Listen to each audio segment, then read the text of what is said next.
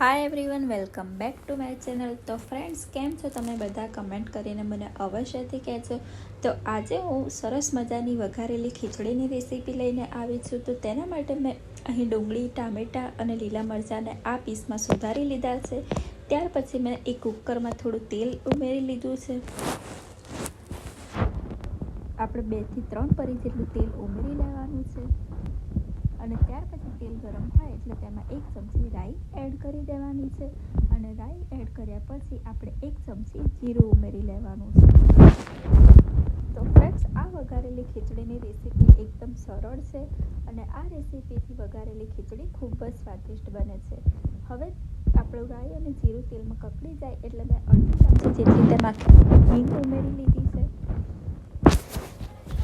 અને ત્યાર પછી ત્રણેય સરસ તેલમાં કકડી જાય એટલે આપણે બધા જ શાકભાજીને એડ કરી દેવાના છે. અને બધા જ શાકભાજી એડ કરી લીધા પછી તેલમાં આપણે ધીમા ગેસે શાકભાજીને શેકી લેવાના છે. તો ફ્રેન્ડ્સ, આ વઘારેલી ખીચડી અમારા ઘરમાં અઠવાડિયામાં 2 થી 3 વાર તો બને જ છે. અને આ રેસીપી એકદમ સરસ પણ છે. અને આ રેસીપીથી વઘારેલી ખીચડી અમારા ઘરમાં સૌ કોઈને ખૂબ જ ભાવે છે. હવે ફ્રેન્ડ્સ, મેં તેમાં 1 ચમચી જેટલું કાશ્મીરી મરચું અને 1 ચમચી લાલ મરચું ઉમેર્યું છે. ત્યાર પછી 1 ચમચી ધાણા જીરું અને અડધી ચમચી હળદર ઉમેરી છે. ત્યાર પછી અડધી ચમચી મીઠું ઉમેરી લીધું છે. અને ત્યાર પછી ફ્રેન્ડ્સ, મેં 1 ચમચી જેટલો સ્પેશિયલ જલારામ ખીચડી મસાલો આવે છે, જે માર્કેટમાં મળતો જ હોય છે, તે મસાલો એડ કરી લીધો છે. અને ત્યાર પછી ફ્રેન્ડ્સ, હવે મેં બધા જ મસાલા અને શાકભાજી સાથે સરસ મજાના મિક્સ કરી લીધા છે. જ્યારે પણ આપણે મસાલા અને શાકભાજી સાથે મિક્સ કરીએ છીએ ત્યારે ગેસ આપણે ધીમો જ રાખવાનો છે.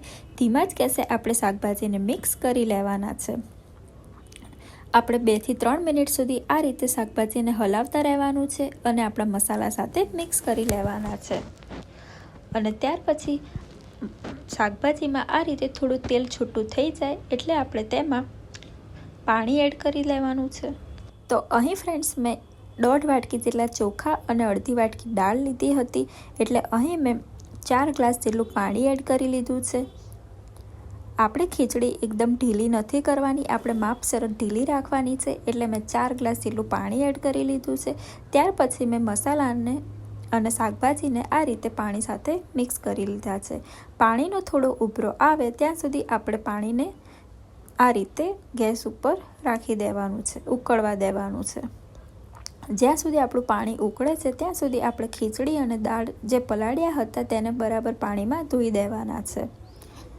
અને ત્યાર પછી પાણી ઉકળી જાય એટલે આ ચોખા અને દાળને આપણે તેમાં ઉમેરી લેવાના છે. તો ફ્રેન્ડ્સ, આપણું પાણી થોડું ઉકળ્યું છે તો આપણે તેને વધારે ઉકળવા દેવાનું છે. એટલે આપણે ગેસ ફૂલ કરી દેવાનો છે. અને પાણી વધારે ઉકળી જાય ત્યાર પછી જ આપણે દાળ અને ચોખા જે પલાળ્યા હતા તેને ઉમેરી લેવાના છે. પણ જ્યારે આપણે દાળ અને ચોખા તેમાં ઉમેરીએ છીએ ત્યારે ગેસ ધીમો જ રાખવાનો છે અને ધીમા ગેસે આપણે દાળ અને ચોખાને તેમાં એડ કરી દેવાનું છે. તો અહીં ફ્રેન્ડ્સ, મેં દાળ અને ચોખાને તેમાં એડ કરી દીધા છે. હવે આપણે દાળ ચોખાને પણ બરાબર હલાવી લેવાના છે અને તેને પણ આ મસાલા સાથે મિક્સ કરી દેવાના છે. તો હવે આપણી ખીચડીનો સરસ મજાનો વઘાર થઈ ગયો છે. તો હવે આપણે થોડીવાર તેને આ રીતે જ ઢાંકણું બંધ કર્યા વગર જ તેને થોડીવાર ચડવા દેવાની છે. ત્યાર પછી હલાવી લેવાનું છે અને આપણે કુકરનું ઢાંકણું બંધ કરી લેવાનું છે.